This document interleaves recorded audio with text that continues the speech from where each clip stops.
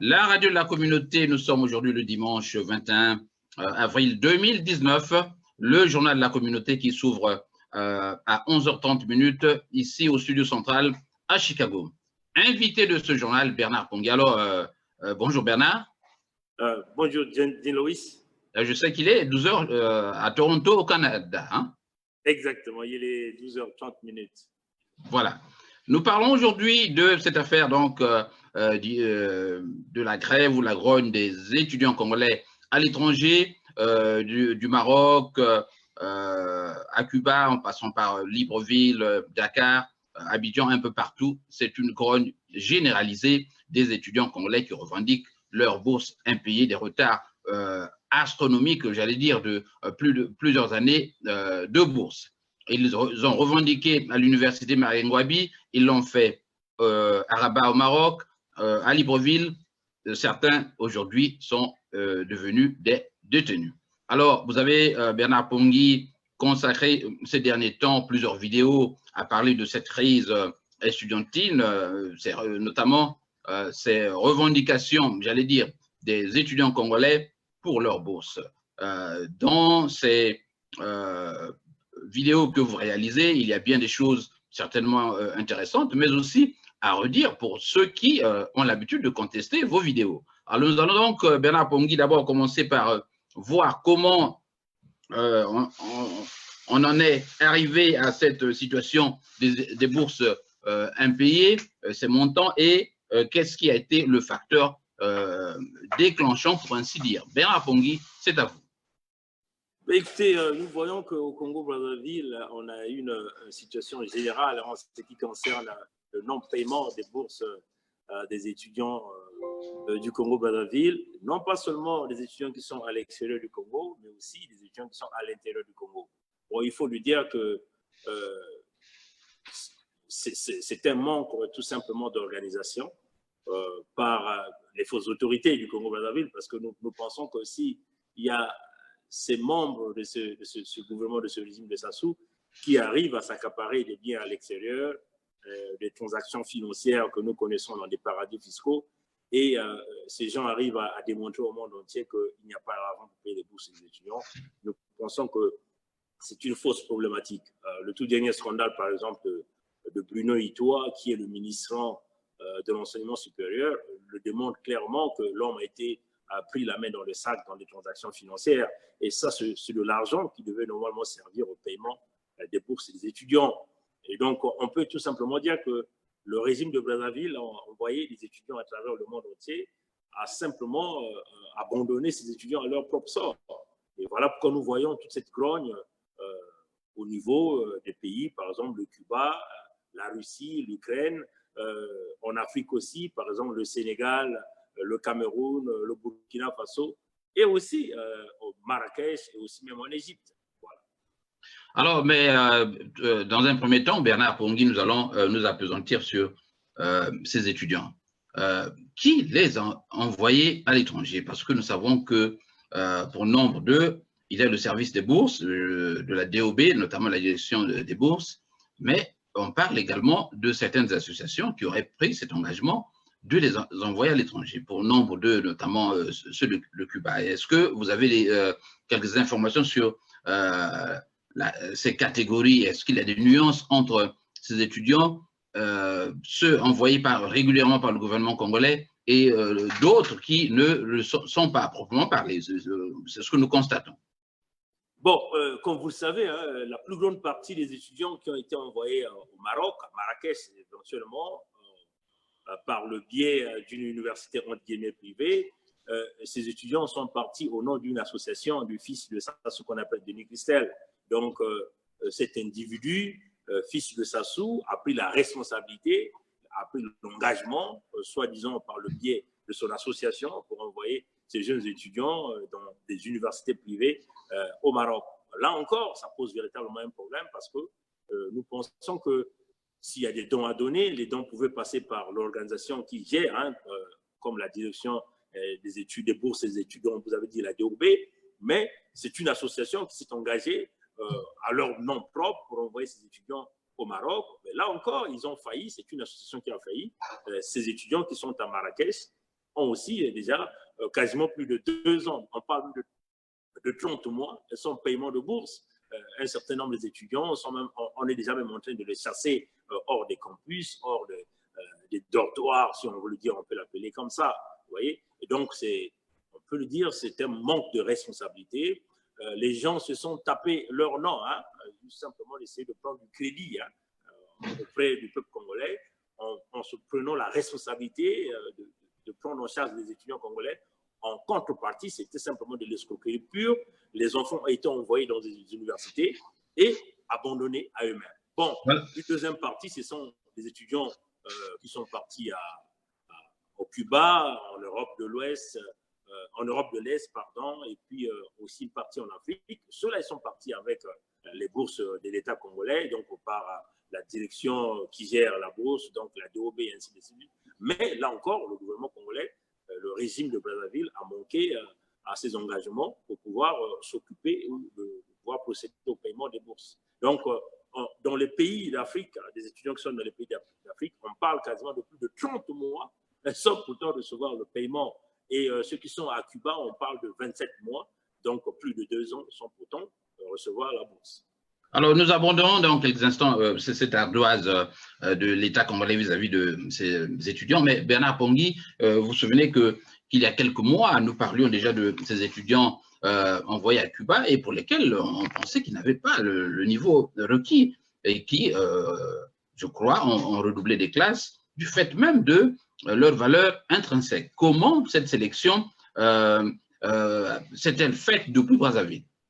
Bon, ça encore, ça pose véritablement un problème.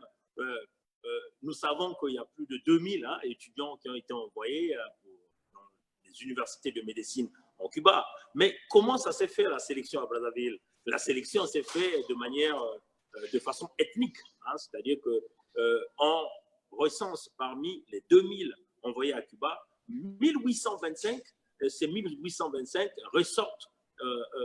Si on peut diviser le Congo en 2 parties, le Congo Sud et le Congo Nord, ressortent des Congolais revenant de la partie Nord. Mais aussi une grande partie parce que leurs parents sont soit membres du Parti Congolais du Travail ou encore ils sont proches des dignitaires du régime de Sassou Nguesso. Mais en réalité, dans la mentalité de Sassou Nguesso a toujours dit que le Congo couvrait beaucoup plus les cadres ressortant des parties sud du Congo. Donc, il s'est simplement décidé, dans sa petite tête, d'apporter la balance des cadres au Congo. Ça, c'est dans sa petite tête. Donc, en réalité, il n'y a pas eu un test qui a permis de sélectionner ces étudiants qu'on envoyait à Cuba. Donc, on s'est simplement arrêté à sélectionner ces étudiants dans l'ethnie, dans le tribalisme, dans le régionalisme, dans tout ce qui est la discrimination des peuples congolais. Donc, on a choisi des enfants, leurs parents sont la plus grande partie, vous voyez, 1825, c'est quasiment plus de 90% ou 98% de ce chiffre qui ressortent du côté nord. Donc, vous voyez que déjà sur ce point de vue, s'il n'y a pas eu des critères d'intelligence, des critères qui pouvaient pouvaient permettre à ces étudiants d'obtenir cette bourse, et il faut aussi s'attendre que la qualité des résultats ne sera pas ce qu'on peut pourtant attendre. Voilà, nous allons maintenant aborder le problème de cette grogne qui avait commencé, je me souviens, dans les pays de l'Est, notamment en Russie, et qui s'est généralisée du fait même de ce que nous déplorons, l'ardoise de plus de 30 mois d'arriérés de salaire. Bernard Pongui, vous avez fait donc le point de la situation à travers vos vidéos. Est-ce que vous pouvez nous peindre un tableau général sur cette ardoise? Bon, la grogne a commencé éventuellement par les étudiants du Congo en Union soviétique, donc en Russie. Et puis, il y a de ceux de l'Ukraine qui se sont ajoutés. Les gens se sont rendus compte qu'ils ont essayé d'attendre pendant plusieurs mois, attendre leur bourse, attendre plusieurs années, attendre leur bourse. La bourse ne venait pas. Mais, Dean Lewis, ce que je tiens à mentionner à vos auditeurs, c'est qu'il faut quand même donner du crédit à ces étudiants parce qu'ils ont beaucoup attendu.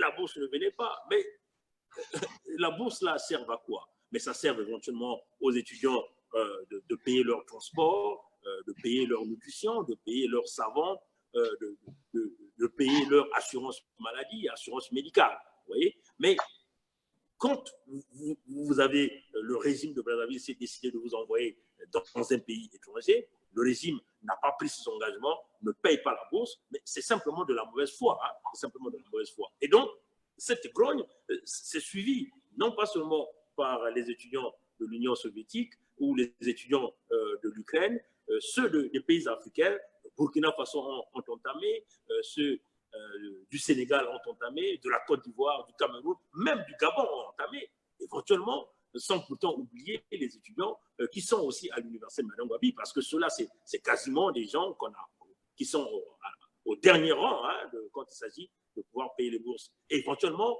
les Cuba et les étudiants de Cuba qui se sont simplement décidés eux aussi d'aller réclamer, parce qu'il faut le dire que ces étudiants de Cuba, ça fait déjà plusieurs années qu'ils sont à Cuba, mais ils sont arrivés au bout de leur souffle, comme on a l'habitude de dire qu'un ventre affamé n'a point d'oreille, et ces étudiants de Cuba n'ont pas voulu même protéger leurs parents, membres du Parti congolais du travail qui les envoyait à Cuba. Donc, ils sont arrivés au bout du souffle. Il était temps d'augmenter leur grogne et puis de revendiquer leurs droits, parce que c'est un droit. Alors voilà, donc cette grogne a été entendue et nous avons appris la semaine dernière qu'une délégation du gouvernement congolais s'est rendue, notamment dirigée par M. Ngakosso, le ministre Ngakosso bien sûr, à Cuba. Et la suite, on la connaît. Vous parlez, Bernard Pongui, dans vos vidéos, de l'arrestation ou de l'incarcération, c'est à vous d'assumer le terme, de plus de 200 Congolais, étudiants bien sûr à Cuba. Qu'en est-il exactement? Bon, mais il faut déjà dire que si cette grogne a été en quelque sorte entendue par le régime de Brazzaville, parce que le Cuba a eu peur que la grogne des étudiants congolais puisse, si vous voulez, motiver hein, les étudiants cubains à entamer une révolution. Donc, voilà pourquoi le Cuba a forcé le régime de Brazzaville. Mais avant qu'on arrive là, nous avons vu simplement la violence policière cubaine sur les étudiants congolais, où on a relâché des chiens hein, qui ont mordu les étudiants congolais. Et puis, c'est parce que ces vidéos publiées par ces étudiants ont fait le tour du net. Hein, ça fait du buzz sur les médias sociaux. Et c'est ce qui fait que le régime de Brazzaville, avec la pression du régime du gouvernement cubain, a envoyé donc Jean-Claude Ngakosso, qui est le ministre du régime Sassou des Affaires étrangères, et il était accompagné de Bruno Itoa, l'homme qui devait censé être l'agent payeur des bourses, mais il ne l'a jamais fait. Vous voyez? Et M. Dinowis, on tient à vous dire qu'il n'y a pas eu que Jean-Claude Ngakosso, mais il y a aussi eu les agents secrets de la DGST, les agents secrets de la DGST qui sont donc partis à Cuba. Bon, en réalité, c'était un guet-apens hein, parce qu'ils ont promis de payer 12 mois de bourse, mais en réalité, comme l'a dit un certain nombre de témoignages, je ne sais pas si on aura la chance de vous faire jouer quelques témoignages. En tout cas, c'est que nous constatons que ces enfants-là n'ont pas été payés et ceux dont on a appelé, qui sont venus donc se retrouver à... Jean, tu m'entends là? Jean, tu m'entends? Et oui, Bernard Pongui, toutes mes excuses, je suis avec le docteur Dieudonné Goma de l'Afrique du Sud que vous connaissez, donc au téléphone, et le docteur Dieudonné Goma va tenter de nous parler de la vie de l'étudiant congolais à Cuba, comment un étudiant peut survivre pendant 30 mois sans bourse. Vous y avez été, docteur Dieudonné Goma, est-ce que vous pouvez rapidement nous en parler? Merci, monsieur John Lewis. Merci à tous ceux qui suivent. Augmente un peu le son parce qu'on ne l'entend pas bien. Ah bah, il y a des problèmes de son. Docteur? Allô? Oui, je crois que nous avons des problèmes de son. Il faut augmenter juste le volume. Sinon, le son, il est bon, c'est juste le volume. Le volume est à fond déjà. Allez-y, docteur. Est-ce que là, c'est mieux? Est-ce que c'est mieux là déjà, Bernard Pongui? Non, pas vraiment du tout. Je ne sais pas s'il y a les autres auditeurs qui sont là pour essayer. Bon, je vais essayer, docteur, de vous rappeler dans 5 minutes le temps que je mette en place un autre système là, pour vous avoir. Ok, d'accord, il n'y a pas de problème. Merci, docteur. Alors donc, nous avions quelques problèmes de ligne avec le docteur Dieudonné Goma nous parlons aujourd'hui de la situation explosive des étudiants congolais à l'étranger. Alors, nous reviendrons sur le docteur Goma le temps que tout s'arrange au niveau du Messenger ou du WhatsApp. De la même manière, Bernard Pongui pourrait tenter de l'appeler au téléphone si vous avez son numéro, bien sûr. Alors, Bernard Pongui, vous parliez de la situation de ces incarcérés. Comment, de la perception de la bourse, ces étudiants se sont retrouvés dans des geôles, entre guillemets, puisque nous ne savons exactement pas où se trouvent ces étudiants? Bon, écoutez, mais je crois que ça a été un guet-apens, hein, parce que, comme on a dit, hein, Jean-Claude Ngakoso, le ministre de Sassou des Affaires étrangères, y compris Bruno Eto'o, celui de l'enseignement supérieur, ne sont pas partis sur la Cuba. Ils sont partis avec des agents de la DGST pour faire, en fait, ce sale boulot.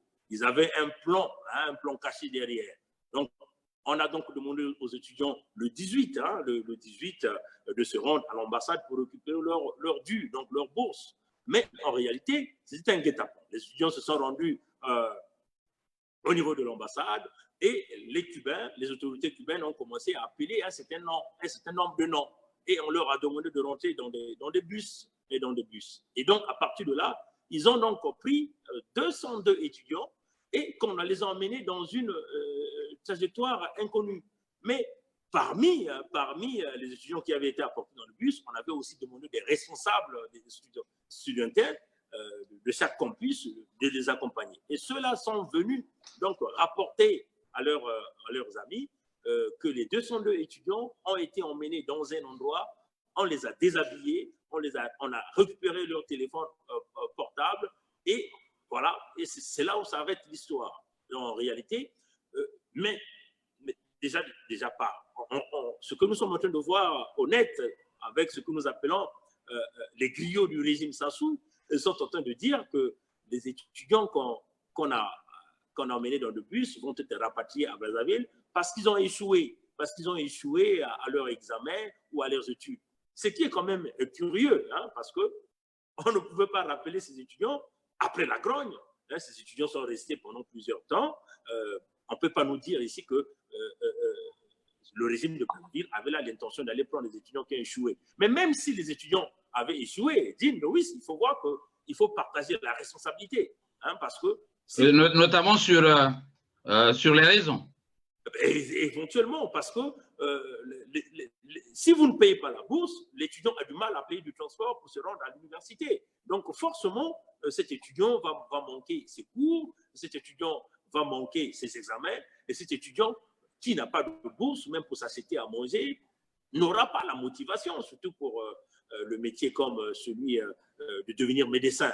Vous voyez, donc, il y a une très grande part de responsabilité du régime de Sassou qui a manqué à ses obligations, la condition sine qua non même, hein, qui a permis aux Cubains d'accepter ces étudiants, c'était le paiement à chaque mois de la bourse. Donc, vous voyez qu'on ne peut pas condamner les étudiants parce qu'ils ont échoué et on veut vouloir utiliser cette astuce de pouvoir les ramener au Congo. Donc, en réalité, ce n'est pas la véritable raison.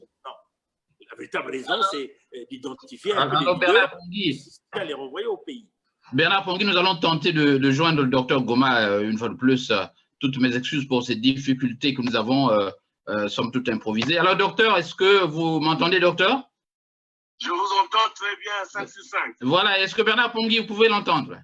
Oui, je l'entends. Oui. Voilà, docteur Pongui, docteur Goma, j'allais dire, toutes mes excuses. Alors, merci, bienvenue sur Radio Congo Live 11 Chicago. Nous parlons de la situation explosive des étudiants congolais à l'étranger et précisément celle de Cuba où nous déplorons l'arrestation ou l'incarcération ou le rapatriement de quelques étudiants congolais, plus de 200. Alors, docteur, nous savons que vous avez été, vous êtes donc un chirurgien de renommée internationale, tout le monde le sait. Vous avez étudié à Cuba. Comment un étudiant congolais peut vivre pendant 30 mois sans bourse à Cuba? Bon, merci, salutations à tous et à toi et à tous les auditeurs de la radio de la communauté depuis Chicago. Ben, écoute, comment les jeunes Congolais peuvent survivre dans un environnement comme celui de Cuba? Allô, vous m'entendez? Oui, oui. Oui, on t'entend là. Je voulais d'abord premièrement préciser que Cuba est un pays communiste qui met quand même à la disposition de tous les étrangers qui viennent étudier dans ce pays des commodités ou des facilités de base. C'est-à-dire que quand les étudiants congolais arrivent à Cuba, ils sont logés dans des dortoirs. Donc, dans chaque établissement, il y a ce qu'on appelle des dortoirs, donc des chambres abritées pour le séjour des étudiants. Il y a en plus aussi ce qu'on appelle un réfectoire, c'est-à-dire que là où leur repas est servi, donc ils ont quand même droit à un petit déjeuner, à un déjeuner, à un dîner.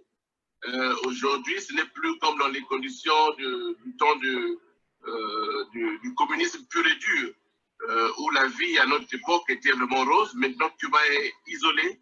Je dois rappeler aussi à tout le monde que Cuba vit sous embargo depuis 60 ans. Donc, c'est un pays qui connaît des difficultés énormes. Mais pour ce qui est de la survie des étudiants, 30 mois, c'est parce qu'ils sont partiellement pris en charge par l'État cubain. Mais il faut avouer que la bourse est nécessaire pour ces étudiants parce qu'ils doivent payer le transport, ils doivent s'acheter des produits de toilette, par exemple, et tout ça. Donc, c'est toujours nécessaire que la bourse leur soit versée. Alors, c'est une bourse d'une valeur d'à peu près combien, docteur, si ce n'est un secret? Ben, je ne sais pas, franchement, je ne sais pas. Je sais qu'à notre époque, elle était de 25 000 francs CFA l'année. 25 000 francs 25 000 francs CFA l'année. Ça faisait à l'époque 500 francs français, je crois. Et on nous versait ça l'année. Pourquoi l'année? Parce que nous étions logés, nous étions nourris. Nous avions accès à des livres gratuitement. Nous avions accès à des fournitures scolaires gratuitement. Mais ça, c'est depuis presque 30 ans maintenant. Oui. Les choses ont dû changer.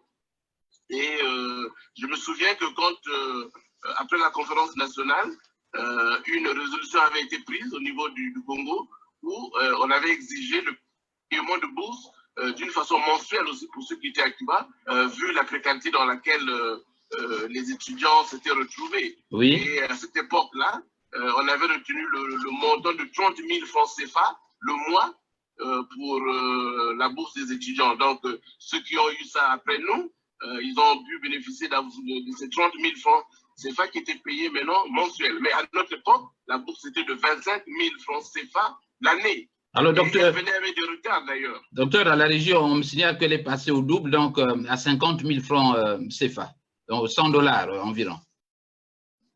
Ben, je ne sais pas si ces 100 $, c'est toujours quelque chose.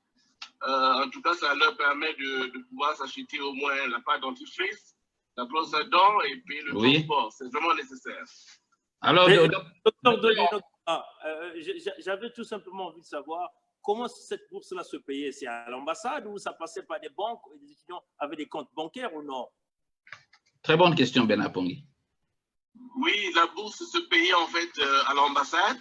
Il y a un service de l'OEGS qui se charge de payer les étudiants. Je crois que dans tous les pays où il y avait des étudiants congolais, il y avait cet organe qu'on appelait l'OEGS et qui était donc chargé de payer la bourse. Et pour notre cas, on faisait même un peu du chantage parce que tout le monde devait être membre de l'UJSC et celui qui n'était pas à jour avec ses cotisations statutaires, on ne lui payait pas la bourse. Donc, on exigeait un peu de payer d'abord les cotisations de l'UJSC et cet argent, on ne sait même pas d'abord où est-ce que ça partait. Donc, il fallait d'abord s'acquitter des cotisations de membres de l'UJSC pour pouvoir avoir cette bourse de 25 000 francs CFA qui ne venait pas régulièrement, il faut le dire. Hein. Et quelle était la devise qu'on payait là? Est-ce que c'était l'argent cubain, le dollar, l'euro? C'était en francs français. En francs français. 500 francs français et on nous payait cela en francs français. Je suis sûr que si on peut vérifier, je crois qu'on doit encore avoir des arriérés de bourse. Hein, parce que, comme je l'ai dit, on ne payait pas régulièrement et même quand on ne payait pas, on s'en passait parce que nous étions, comme je l'ai dit tantôt, nous étions logés et nous avions un réfectoire où nous mangions, en tout cas, correctement. C'est-à-dire que tu pouvais te servir, c'était à volonté. Hein. Si tu étais gourmand, tu pouvais manger autant que tu pouvais. Mais les conditions ont beaucoup changé parce que avant que je ne quitte même Cuba, les années 90, 91, 92, la situation était devenue très, très, très difficile, insoutenable, disons même. Et je crois qu'aujourd'hui, les conditions dans lesquelles vivent nos enfants qui sont à Cuba ne sont pas les mêmes. Même s'ils ont des dortoirs, même s'ils ont un réfectoire, où ils peuvent avoir peut-être un petit bout de pain, mais ce n'est plus comme avant. Alors docteur, avec... Dino, oui, j'avais une question rapide à poser au docteur Goma. Allez-y. Dans le groupe, dans votre groupe, s'il y avait des étudiants qui avaient des difficultés pour réussir à leur examen, est-ce qu'on les renvoyait au pays? Ou on leur apportait simplement un service qui pouvait leur permettre de pouvoir remonter avec les cours qu'ils ont échoués? Comment ça se passait à votre époque? Vous devez savoir que Cuba tient beaucoup à la réputation de son système éducatif. Cuba, vous savez que Cuba exporte beaucoup de cadres dans ce domaine, du domaine sanitaire également. Donc, ils prennent vraiment beaucoup de sérieux. Ils font plein de choses font attention à ce genre de questions. Donc, pour nous qui étions à la faculté de médecine, pour les Cubains, quand tu as échoué une fois, tu es renvoyé, tu ne peux plus faire la médecine. Tu peux aller dans une autre faculté, faire autre chose, jamais la médecine. Pour les étudiants étrangers, il y avait une grâce, c'est-à-dire qu'on t'autorisait à répéter une année. Et après cela, si tu répétais pour la deuxième fois, tu t'es renvoyé, tu pouvais aller faire autre chose, quoi. D'accord. Donc, on peut dire qu'il y avait quand même un programme pour donner un peu de l'amnistie à ceux qui ont échoué, pour leur donner la chance de se rattraper, quoi. Il y avait une amnistie. D'abord, les examens, comment ça se passe? Il y a une session ordinaire où tout le monde va composer. Ceux qui manquent à cet examen, il y a une session qu'on appelle extraordinaire, donc un examen de rattrapage. Et il y a ce qu'on appelait le mondial. Le mondial, c'était les grandes vacances d'été. Pour ceux qui avaient manqué, on leur accordait une énième chance pour vraiment essayer de repêcher le maximum. Mais quand on manque le mondial, l'examen, donc la dernière chance en été, généralement, et pour les Cubains, ils étaient renvoyés systématiquement de la faculté de médecine. Et pour les étrangers, on accordait une dernière chance. Et quand tu répétais encore pour la deuxième fois, voilà, tu ne peux plus faire médecine. Vraiment, les Cubains tenaient à cela. Donc, ils sont vraiment très exigeants. Docteur, je vous connais pointilleux dans le domaine, mais vous constatez que depuis Brazzaville, il s'est posé un problème de sélection de la valeur intrinsèque de ces étudiants. Je crois que vous l'avez appris autant que moi. Vous ne voyez pas que dans l'intervalle du temps où vous y étiez à ce jour, que le niveau a considérablement baissé, qu'en partie, il faut reconnaître qu'effectivement, ces élèves n'ont... Ah oui, bien sûr. Voilà. Bien sûr, bien sûr. Bien sûr, non, le niveau a beaucoup baissé. Et je me souviens, j'ai fait un post il y a quelques jours et tout le monde m'a attaqué pour dire mais comment est-ce que tu peux trahir le Cuba comme ça? Mais c'est un fait, c'est un constat. Parce que mon intervention est partie du fait d'un constat, évidemment, sur les étudiants sud-africains qui sont en Afrique, qui sont à Cuba. Nombreux, quand ils reviennent, vous sentez des lacunes, vous sentez vraiment le décalage avec ceux qui ont étudié ici, mais très, très important. Et moi, j'essaie d'imaginer que c'est lié au fait que Cuba vit un peu comme dans l'isolement. Vous savez que les protocoles aujourd'hui thérapeutiques au niveau international, tous les pays, plus ou moins, essaient de faire un peu comme des échanges. Il y a même des professeurs qui vont enseigner dans d'autres universités, dans d'autres pays. Il y a des échanges comme ça dans le domaine éducatif. Cuba ne fait pas cela. Cuba vit avec... certainement des manuels que nous avions laissés à l'époque où la science a beaucoup évolué. Ah oui. En tout cas, nous sentons le déficit avec des médecins qui viennent des Sud-Africains. Parce que j'en ai, par exemple, dans mon département actuellement, dans mon hôpital plutôt, il y a 25 qui sont rentrés de Cuba. Et franchement, j'ai honte parce que, bon, tout le monde sait que j'ai aussi étudié à Cuba et quand on les voit, c'est vraiment une risée. Donc, Cuba doit faire attention, c'est-à-dire que ne pas seulement donner comme ça gratuitement les diplômes parce qu'ils veulent aider l'Afrique ou parce qu'ils ne veulent pas avoir des soucis avec des gouvernements. Parce que pour le cas, par exemple, de l'Afrique du Sud paye au gouvernement sud-africain, plutôt au gouvernement cubain, les frais de scolarité. Oui. Donc, il y a certainement des exigences au niveau en contrepartie pour dire, bon, nous vous payons, mais formez nos médecins et puis qu'ils rentrent. Alors que, bon, en ce moment-là, donc, il n'y a pas assez de rigueur. si bien que ceux qui sont venus, les Sud-Africains qui sont ici, en tout cas, le niveau est très, très bas. Mais déjà, pour ce qui est des étudiants congolais, je crois que les autorités cubaines avaient manifesté comme un peu des doutes sur la capacité des Congolais à terminer le cursus universitaire. Parce que la plupart des Congolais qui sont partis, comme tu as parlé des critères de sélection que nous ne connaissons pas, c'est tellement basé sur la tribu, le clan, comme d'habitude, pas sur la base du mérite. Et Cuba s'est senti un peu gêné du fait que le niveau des Congolais était jugé très très bas. Et donc, ce n'est pas étonnant qu'il y ait des Congolais comme ça qui est peut-être que les Cubains voudraient renvoyer parce que bon, ils ne peuvent pas tenir. Hein. Voilà. Mais docteur Bernard Pongui, on va laisser partir le docteur Dieudonné Goma. Docteur, pour partir, est-ce que vous avez là-bas sur place à Cuba des amis que vous contactez, notamment relativement à la situation des étudiants? Est-ce qu'il y a des associations pour lesquelles vous estimez qu'ils peuvent les aider? Que faites-vous concrètement? Bon, concrètement, nous avons voulu d'abord manifester un élan de solidarité parce que, évidemment, 30 mois sans bourse, dans les conditions actuelles, c'est vraiment un martyr. Et donc, nous avons essayé, avec les difficultés qui sont les nôtres, hein, de soutenir ces enfants, ne fût-ce que sur le plan moral. Nous avions créé un groupe WhatsApp pour essayer d'échanger avec tous ces étudiants, pour leur demander de faire la pression sur le gouvernement congolais pour que leur bourse soit payée, parce qu'il ne manque pas de l'argent au Congo. Nous avons vu que Claudia est allée acheter un appartement dans la Trump Tower à New York, donc il ne manque pas de l'argent. Il ne manque pas de l'argent au Congo. Et donc, en ce moment-là, la priorité doit être accordée aux étudiants qui sont à l'étranger parce que ils sont quand même là-bas, ils n'ont pas de père, ils n'ont pas de mère, ils n'ont pas de frère, ils sont à la merci comme ça, donc il faut les soutenir. Donc nous, avec, dans la limite de nos moyens, de nos capacités, nous essayons d'apporter un soutien moral à tous ces jeunes. Voilà, merci. C'était donc le docteur Dieudonné Goma, chirurgien congolais en Afrique du Sud, que vous connaissez bien, très actif sur Facebook. Bernard Pongui, alors nous revenons sur ce plateau avec vous. Bernard Pongui, salut donc à tous ceux qui sont connectés sur Jean Lewis, à la radio de la communauté. Nous avions eu quelques difficultés de connexion depuis 2 ou 3 semaines. Maintenant, tout est revenu dans l'ordre. Vous pourrez donc participer activement à cette émission, et donc en posant des questions qui font sens à M. Bernard Pongui. Alors Bernard, la situation actuelle de ces étudiants incarcérés, où se trouvent-ils?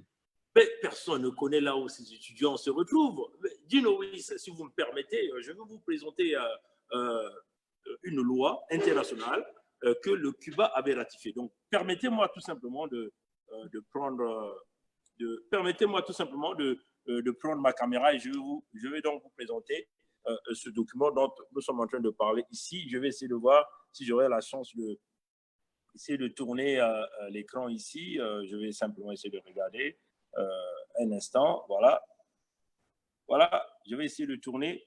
Je ne sais pas si vous êtes en mesure de regarder cette convention des Nations Unies.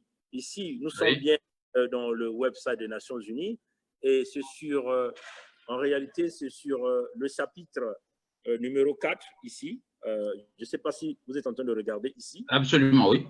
Voilà, chapitre numéro 4 des droits de l'homme. Il y a ce qu'on appelle la Convention internationale pour la protection de toutes les personnes contre les disparitions forcées. C'est une convention qui a été qui avait été approuvée par les Nations Unies depuis le 20 décembre 2006. Mais si vous essayez de regarder tous les États qui ont ratifié cette convention, en réalité, vous le voyez ici, la date de signature. Par exemple, si nous prenons le cas de l'Albanie, l'Albanie a signé le 6 février 2007 et a ratifié cette convention le 8 novembre 2007. Mais si vous descendez, si vous allez un peu plus en bas, donc je vais essayer de descendre ici. Est-ce que vous êtes en train de regarder mon stylo? Absolument, oui. Le Congo l'avait signé le 6 février 2007, mais le Congo n'a jamais ratifié cette convention. Ça, c'est cette question que vous devez vous poser. Pourquoi le Congo n'a jamais ratifié cette convention? Mais par contre, Si vous allez un peu plus en bas, vous allez regarder le Cuba. Le Cuba l'a signé le 6 février 2007 et l'a ratifié le 2 février 2009. Le 2 février 2009. Donc, encore, c'est la Convention internationale pour la protection de toutes les personnes contre les disparitions forcées. Donc, sur ce point de vue, dit Louis, vous comprenez bien avec moi que si le Cuba a ratifié cette convention, permettez-moi tout simplement d'essayer de poser la caméra pour revenir à notre débat. Voilà, voilà. Donc, je vais essayer simplement d'ajuster la caméra. Voilà. Voilà. Donc, je vais simplement essayer de bien m'asseoir. Voilà. Donc, si le Cuba l'a ratifié, ça veut seulement dire que le Cuba a là une très grande partie de la responsabilité de protéger ses étudiants, connaissant que le régime de Brazzaville est un régime brutal, un régime violent, un régime criminel.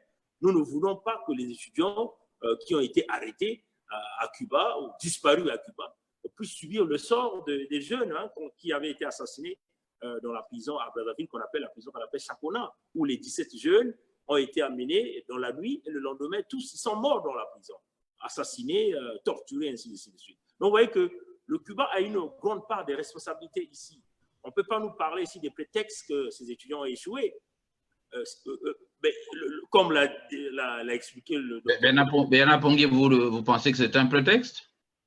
Bon, bien sûr, M. Dinovis, il y a eu un ministère de l'enseignement supérieur qui suit tous les étudiants congolais à l'étranger. Pourquoi ce ministère-là n'avait jamais rapatrié ces étudiants depuis très longtemps quand ils étaient informés des résultats des étudiants? Ils ont attendu une grogne et de surcroît, le jour du paiement, donc on tend un guet-apens aux étudiants et quand ils se présentent à l'ambassade, on les met simplement, on les met dans les bus et portés disparus jusqu'aujourd'hui. D'aucuns parlent ils vont aller faire la prison au Congo, mais si vous voyez la note signée par le recteur d'université à Havane, on dit qu'ils ne vont pas poursuivre ces étudiants. Donc, il y a bien là une fenêtre qui est ouverte pour encore donner la chance à ces étudiants. En réalité, Sassou est parti à envoyer Gakoso, a envoyé Bruno Itoa et les agents secrets de la DGST pour accompagner les Cubains à mener cette opération. Donc, nous voulons dire aux Cubains, attention, vous avez ratifié le chapitre numéro 4 des droits de l'homme, la Convention internationale pour la protection de toutes les personnes contre les disparitions forcées. Le kidnapping que vous avez fait des étudiants, des 202 étudiants congolais, est considéré comme une disparition forcée parce qu'il y a eu des forces de l'ordre les forces de l'ordre qui ont amené ces étudiants vers une destination inconnue. Donc, même leurs parents au Congo ne savent pas le statut de ces enfants.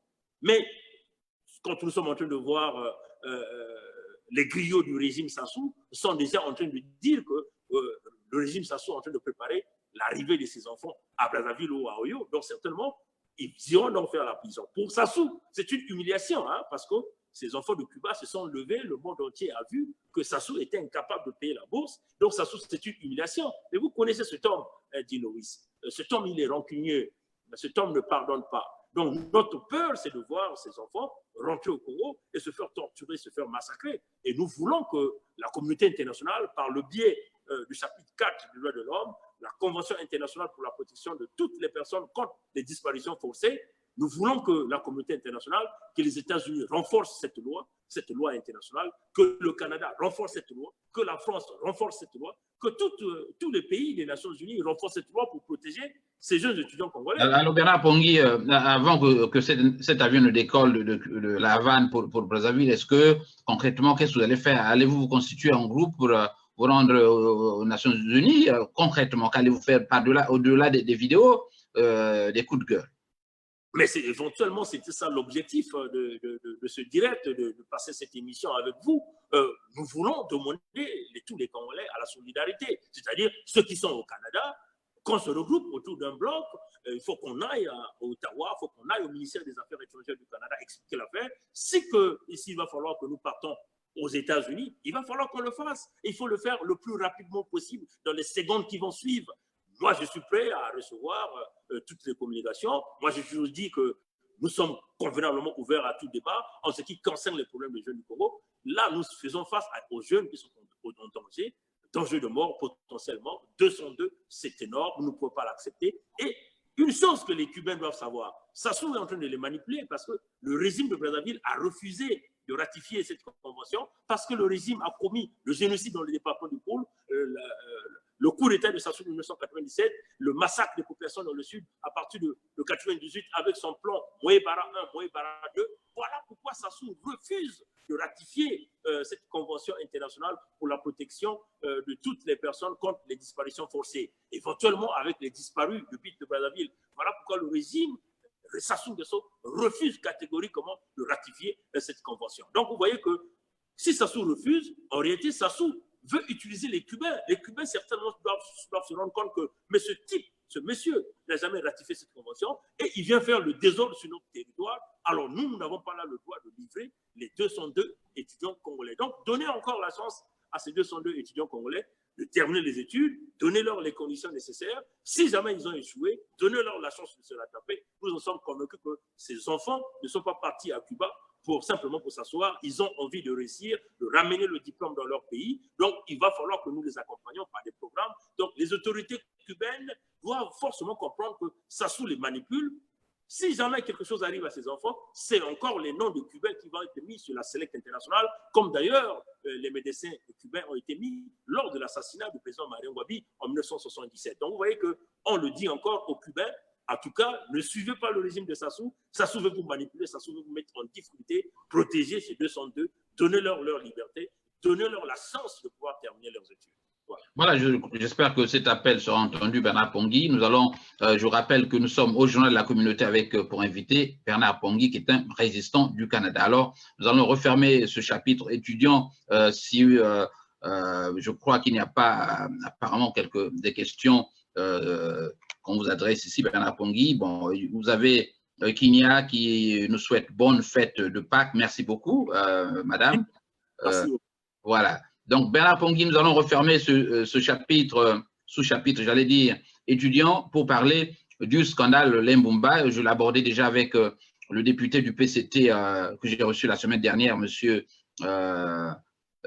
Evina, voilà. On parle d'une information vérifiée, pour ainsi dire, du Global Witness, je crois, qui parle d'une faramineuse somme de 7 millions de dollars versés à la Fondation Trump pour l'achat d'un appartement à Trump Tower.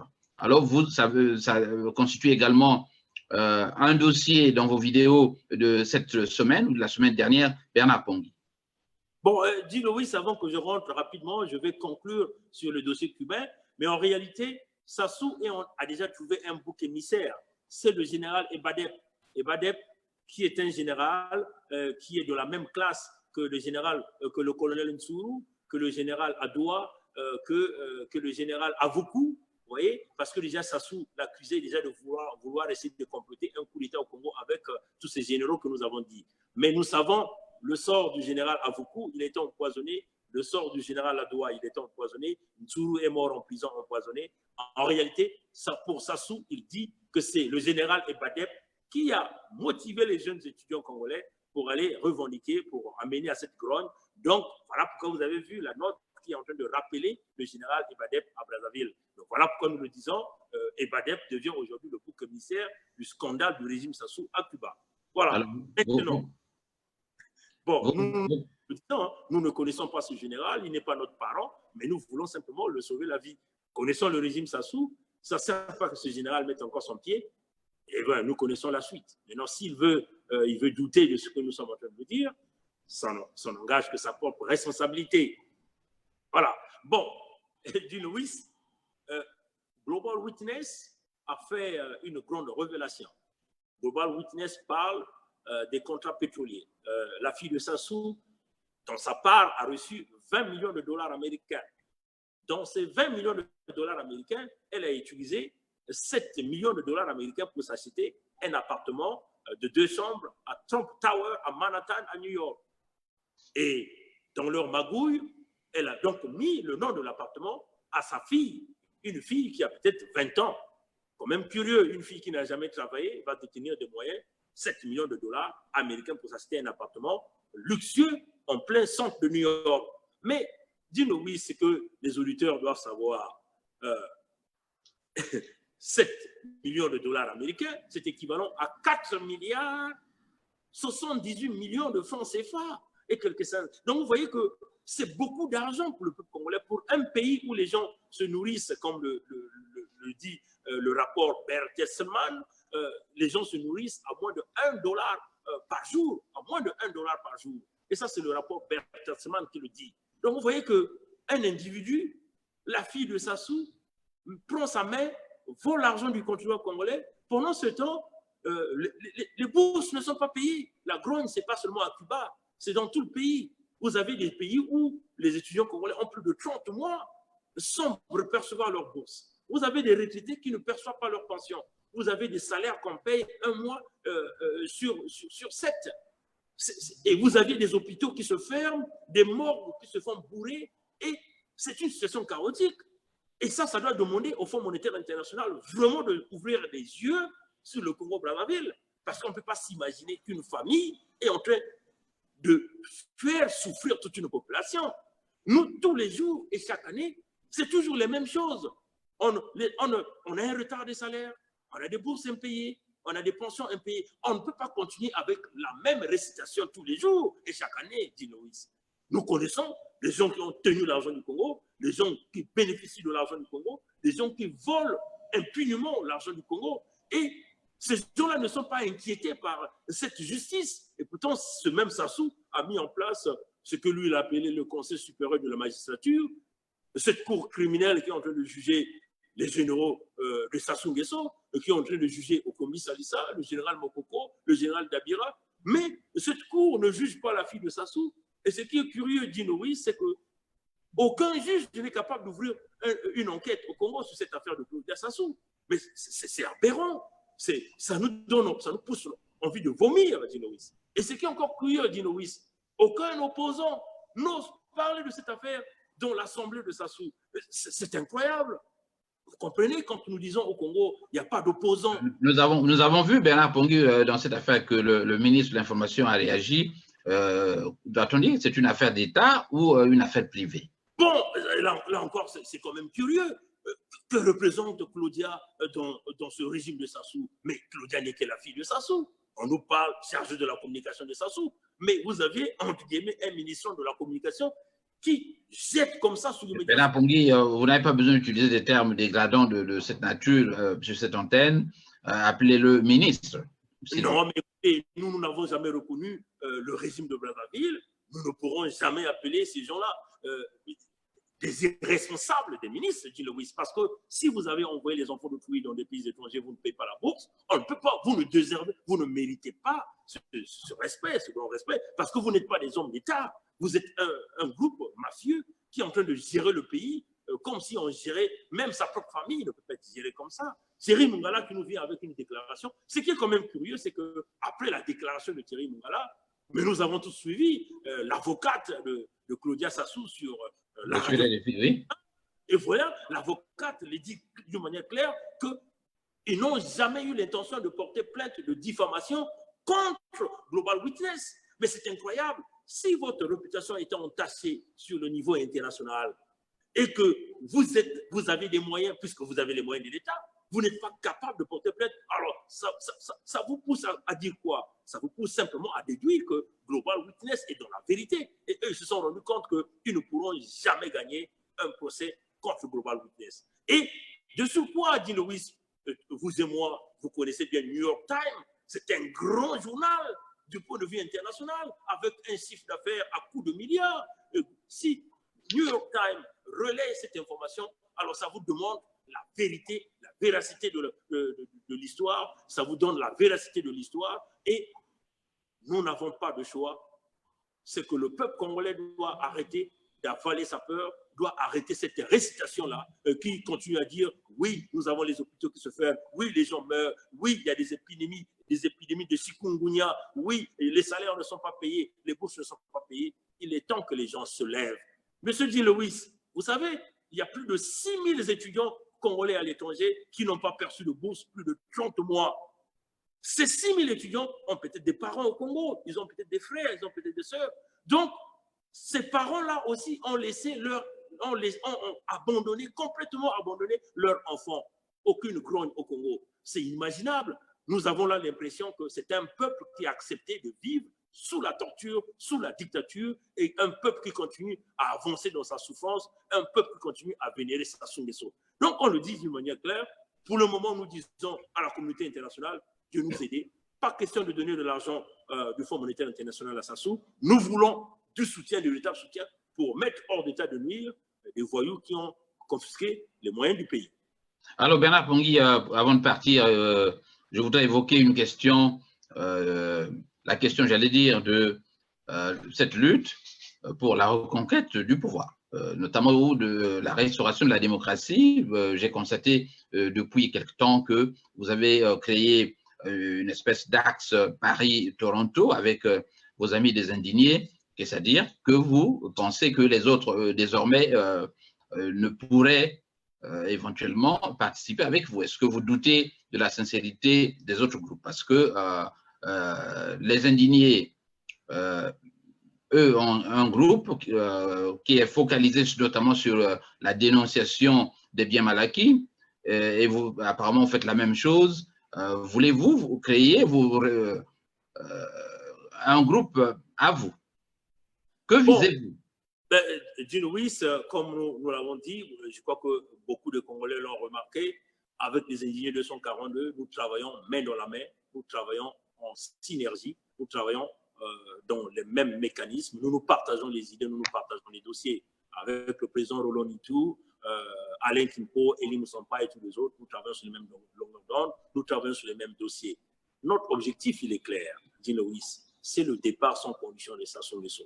Nous avons compris que nous ne pouvons pas chasser cet homme-là comme ça, parce que l'homme s'est préparé.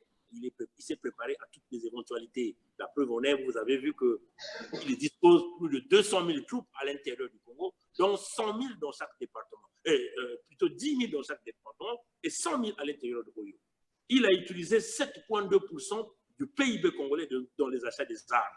Et nous avons compris qu'il va falloir que nous trouvions des partenaires. Il faut que nous trouvions ces relations du point de vue international. Voilà pourquoi nous avons proposé le cap sur Washington, le cap sur le Canada. Pourquoi? Parce que toutes les transactions que Sassou Nguesso fait, il le fait par la monnaie de référence qui est le dollar. Vous voyez? Et donc, si nous pouvons arriver à avoir la compassion ou encore les supports américains, et nous allons donc arriver à pouvoir bloquer toutes les transactions que toutes les compagnies font avec Sassou Nguesso, avec la monnaie de référence qui est le dollar. Et ça, c'était des moyens de pression pacifiques, légitimes et légaux. Nous avons aussi parlé de pouvoir les empêcher de voyager d'un point A à un point B, c'est-à-dire les refus de visa, que ces gens-là puissent être catégorisés comme des personnages non grata dans les pays d'Occident. Ça aussi sont des moyens de pression que nous avons dit. Et puis nous avons aussi parlé du retrait de la signature financière du Congo. Éventuellement, ce que les Américains ont fait, par exemple, pour le Venezuela, tous les camps du Venezuela ont été bloqués au régime Maduro. Ça, c'est des moyens de pression légitimes et légales. Et nous travaillons sur ce dossier. Et le tout dernier recours que nous savons, c'est ce que nous avons toujours dit, que la solution, ou c'est une révolution populaire du peuple, mais comme nous faisons face à un peuple tétanisé, et c'est certainement cette affaire de l'équilibre de forces militaires, et que nous demandons d'ailleurs à la communauté internationale de nous assister, parce que nous faisons face à un peuple qui est affaibli, et nous faisons face à un homme fort qui détient toutes les armes nécessaires. Donc vous voyez que pour pacifier le Congo, ou pour parler d'une éventuelle élection au Congo, il va falloir que vous rameniez plus de 40 000 casques bleus au Congo pour... Bernard Pongui, cela veut dire que vous désolidarisez les autres groupes pour lesquels vous croyez avoir des accointances avec le pouvoir. Non, vous avez par exemple le gouvernement Moudilou et d'autres groupes. Bon, écoutez, le gouvernement Moudilou, il n'y a pas de sincérité. Moudilou a coopéré avec Sassou. Moudilou a fait plusieurs voyages à Sassou. Moudilou, on l'a vu dans l'affaire plutôt Général Mokoko. Marcel Makome est venu pleurnicher. Les vidéos sont là. Il est venu pleurnicher devant Sassou. Rossel Bakwa, il était à Brazzaville. Diaflou Koïta était à Brazzaville. Comment on appelle Evrad Nango était à Brazzaville. Donc, vous voyez que vous ne pouvez pas faire confiance aux gens qui ont des accointances avec le régime Sassou. C'est totalement impossible. Donc, l'affaire du gouvernement de Tony Moudilou, mais c'est une coopération interne de Sassou. Vous allez certainement voir ces gens-là rencontrer l'ancien Mifal à New York, et à un certain moment, vous le verrez, aller à Brazzaville pour parler au nom de la diaspora. C'est un coup d'État que ces gens-là veulent jouer, la diaspora avec le régime de Sassou. Donc, vous voyez que ces gens qui ont déjà rapproché ce régime Ces gens qui sont déjà très proches de ce régime, vous ne pouvez pas les faire confiance. Voilà pourquoi il faut travailler avec des gens qui n'ont jamais changé. Prenez le cas des indignés. Ils sont sur leur cap, ils n'ont jamais changé. Le discours, il est le même. Les indignés 242 ont les mêmes visions que nous. C'est-à-dire, s'il n'y a pas une révolution populaire, c'est l'équilibre de forces militaires qui va défaire le régime Sassou. La preuve en est que vous voyez que ce régime-là arrive même à apporter le désordre dans un pays étranger, qui est le Cuba. C'est incroyable. Vous allez pour enlever les étudiants. Qui n'appelle les étudiants? Vous voyez que c'est un régime, tout dernièrement, il y a eu une deuxième tentative d'assassinat du président Roland Ntoudé des Indiens en 1942. Et il y avait toutes ces menaces que nous sommes en train de recevoir. Donc, vous voyez que M. Dino-Luis, avec ce régime Sassou, il n'y a pas mille solutions. Ce n'est pas la politique qui apporterait la solution. La solution, elle est militaire. Et nous demandons à la communauté internationale de pacifier le Congo. Et tous les voyants démontrent que du point de vue économique, les gens-là ont échoué, ont brisé le pays. Et il n'y a pas de raison que nous puissions laisser ces gens-là. Et nous savons aussi que les créanciers du Congo ne retrouveront jamais leur argent qu'ils ont emprunté au Congo, parce que le Congo est dans une situation économique catastrophique. Et nous connaissons ceux qui ont mené le pays dans la catastrophe. Et le peuple ne peut pas être victime. Voilà pourquoi nous demandons aux Français, il ne s'agit pas ici de sauver un homme, de sauver une famille, de sauver un système, de sauver un clan, mais il faut sauver le peuple congolais. Voilà pourquoi nous demandons encore les leaders politiques français de revenir, de travailler avec le peuple congolais, de revoir les conditions dans lesquelles Sassou ou le régime Sassou ne représente plus la solution, travailler avec la jeunesse, l'exclusion de la jeunesse, nous disons non, travaillons ensemble pour emmener la véritable démocratie et le véritable contrôle du Congo-Brazzaville.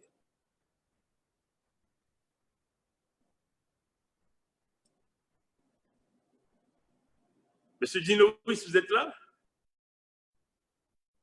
Allô? Bon, il me semble que nous avons perdu le contact avec monsieur Dino-Luis, mais en tout cas, comme nous sommes en train de le dire ici, peuple du Congo, vous le comprenez, nous voulons dire à tous les parents qui sont au Congo, à tous ceux-là qui ont leurs enfants, vous êtes plus de 6 000, il y a plus de 6 000, levez-vous, travaillons tous la main dans la main, mettons tous nos échos à côté et allons-y chasser ce régime pour mettre en place, pour ramener la démocratie, pour apporter la quiétude dans notre pays.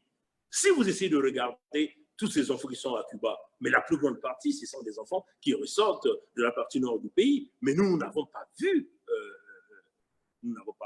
que ces enfants-là ressortent de la partie nord. Nous avons vu ces enfants comme des enfants du Congo. Voilà pourquoi nous nous battons pour ces enfants, nous faisons des publications. Donc, peuple du Congo, nous n'avons pas droit à l'erreur. Tous les voyants du monde sont fixés sur le Congo. Nous savons que Sassou ne peut pas être la solution. Regardons aujourd'hui ce qui se passe en Algérie. C'est une armée. Il y a eu l'armée algérienne. L'armée algérienne a été avec Bouteflika, mais c'est l'armée qui a encore pris le devant pour protéger son peuple. Regardons le Soudan aujourd'hui. Il y a eu une armée qui a été de côté de Béchir. Vous voyez, ce qui a déclenché la crise au Soudan, c'est la crise du pain, parce que Béchir, qui cachait des multimilliards de l'argent soudanais dans son palais, a voulu augmenter le prix de la baguette de pain. Et nous avons vu le peuple debout. Et aujourd'hui, l'homme est acheté. Mais au Congo, nous sommes en train de voir, on a enlevé la gratuité scolaire pour les écoles primaires, on nous met les taxes sur les domaines fonciers, on vous demande de payer maintenant l'unique route qui existe entre Brazzaville et Pointe-Noire, l'unique voie de connexion économique au pays, on vous demande maintenant de payer. Entre Brazzaville et Pointe-Noire, vous avez une affaire de 7 points de péage, dont les poids lourds paieront 40 000 francs CFA par point de péage, ce qui revient à 560 000 francs CFA en aller-retour. Et ça, c'est inacceptable. Nous allons voir l'inflation dans le panier de la ménagère. Le commerçant va pouvoir infliger le coût qu'il arrive à dépenser dans les points de péage, dont les marchandises. Les gens auront du mal à vivre et c'est une situation difficile et compliquée. Voilà pourquoi nous sommes en train de dire, si les Soudanais ont pu déclencher une révolution parce qu'on a augmenté le prix du pain, combien plus forte raison, nous qui sommes au Congo-Brazzaville, où on a enlevé la gratuité scolaire à l'école primaire, où on a mis le péage sur la route nationale numéro 1, ou encore la route nationale numéro 2 est devenue complètement impraticable, où on nous a mis des taxes sur le domaine foncier, où nous avons là tous les ingrédients pour se lever, pendant que la fille de Sassou s'achète des maisons, les Jean-Jacques Bouya ont des appartements partout à travers le monde entier, même ici au Canada. Il va falloir que le peuple se lève, que cette armée comprend que vous avez un parent, vous avez un neveu dans cette population. Lèvons-nous pour libérer le Congo-Brazzaville. Voilà.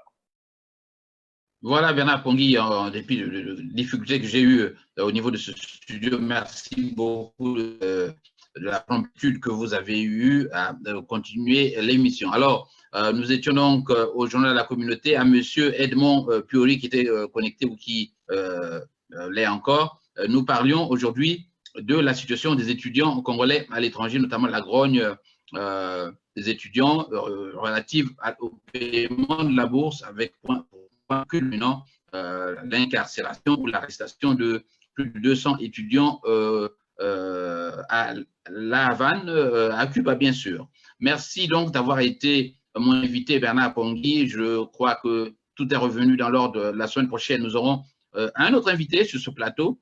Participer activement à ce plateau en posant des questions qui font avancer la communauté. Je vous rappelle également que nous reviendrons sur concours la nuit du pool que nous n'avions pu organiser du fait même des difficultés que nous avions eues sur Facebook.